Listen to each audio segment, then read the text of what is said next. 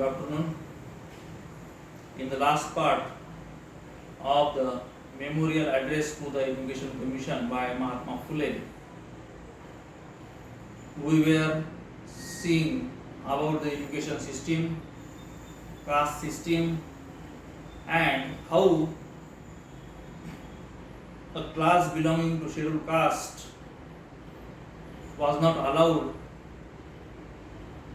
to enroll themselves in the education, in the primary education, and so the government started some schools specially for the scheduled caste, and Mahatma Phule demanded more schools for the downtrodden society, Dalits, because he wanted to bring them in the mainstream of education and also in the mainstream of the employment. Here in this regard, here Mahatma Phule observes, with regard to the few government primary schools that exist in the presidency, I beg to observe that the primary education imparted in them is not at all placed on a satisfactory or sound basis. This system is imperfect in so far as it does not prove practical and useful in the future career of the pupils. The system is capable of being developed up to the requirement of community if improvements that will result in its future usefulness to be effected in it. Both the teaching machinery employed and the course in instruction now followed require a thorough remodeling. The teacher now employed in the primary schools are almost all Brahmins. A few of them are from the normal training college, and the rest being all untrained men. Their salaries are very low, seldom exceeding rupees 10, and their attainment also very much. But as a rule, they are all unpractical men, and the boys who learn under them generally imbibe. Means the training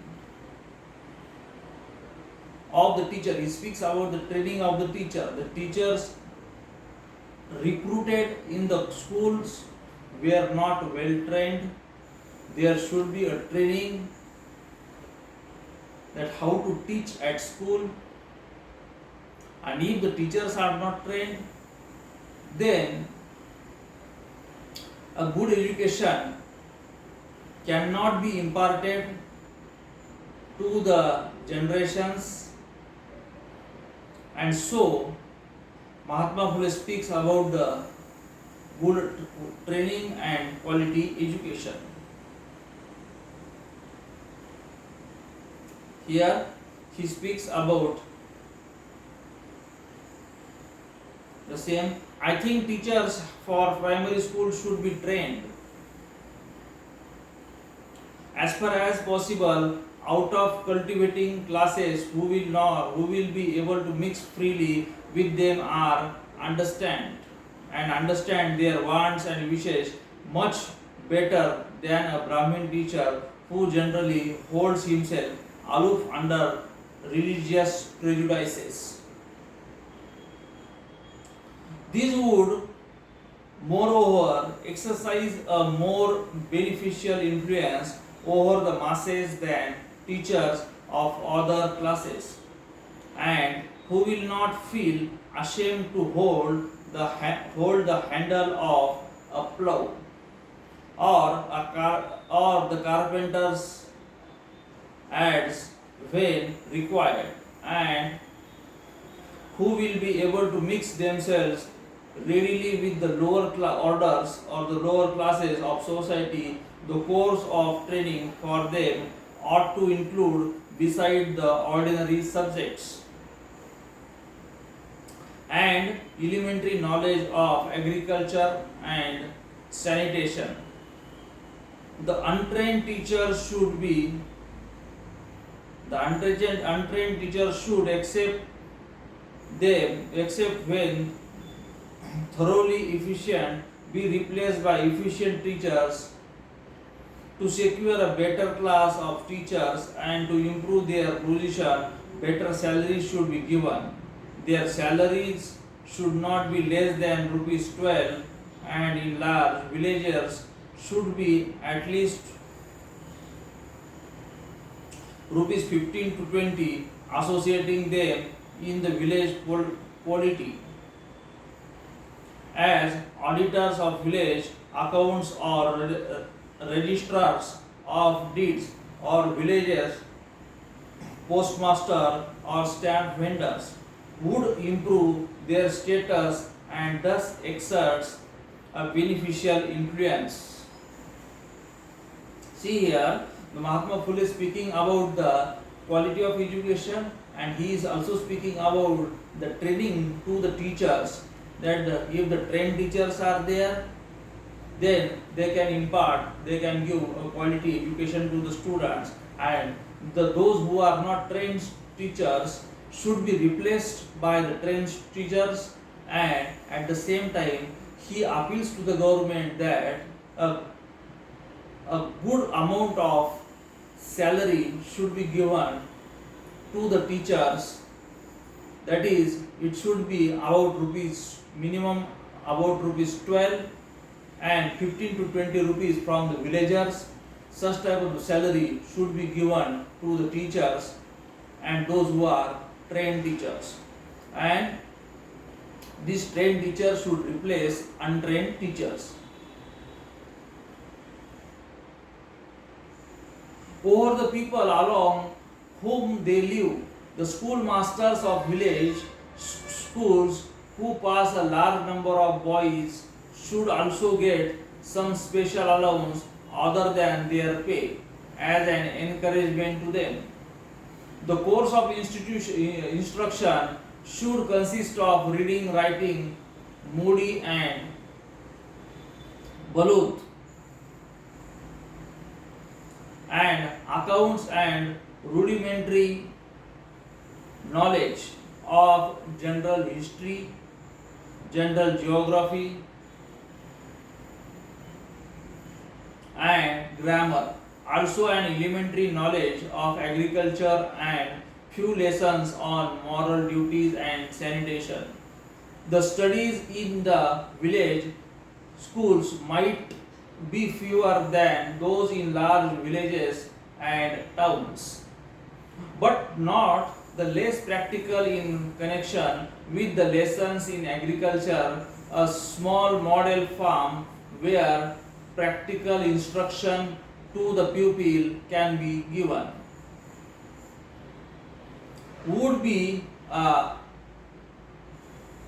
decided advantage, and if really efficiently managed would be productive of the greatest good to the country.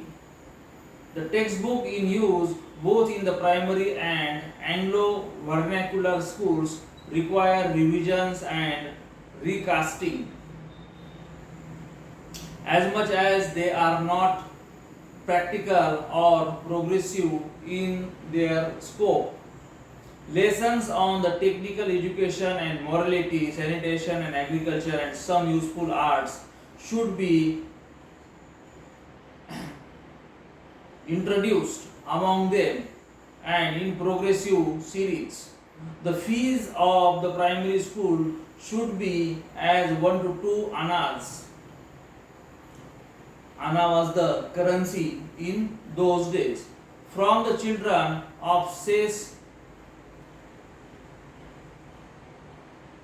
seispairs and non-seispairs.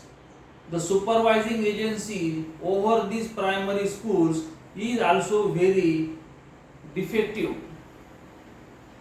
and insufficient. The deputy inspector visit once a year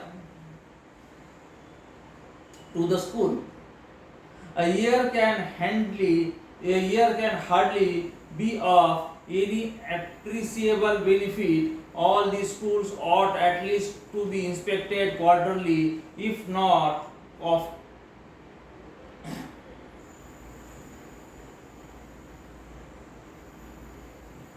offenser. I would also suggest the advisability of visiting these schools at other times and without any intimation being given.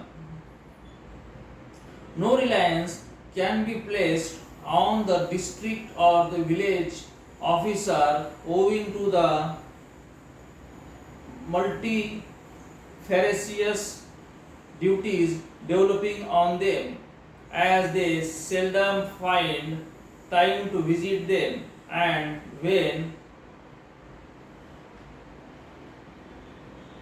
they do, their examination is necessarily very superficial and imperfect. European inspectors' supervision is also occasionally very desirable, as it will tend to exercise a very efficient control over the teachers generally. Here, Mahatma Phule speaks about the quality of education, the inspection at school, the syllabus or the curriculum prescribed for the school. The curriculum should be adequate, the curriculum should be applied, where the reading, writing, and at the same time history, geography, grammar, agriculture, sanitation, such things should be introduced for the overall development of the student. Here, such things which are very minor but were very well observed by Mahatma Phule and recommended to the Education Commission so as to implement it, so as to practice it in the schools, and this will help the students, this will help the generations of India. This one was the view of the Mahatma Phule about the education. And while speaking about the primary education, he has explained these things. Now, after this, we have to move toward the another point, that is the indigenous schools, higher education, and after higher education, the last point is that is of the higher education. These 2 points are remained. We will continue these 2 points in the next lecture, and then after we will conclude memorial address to the Education Commission. Okay, thank you, good day.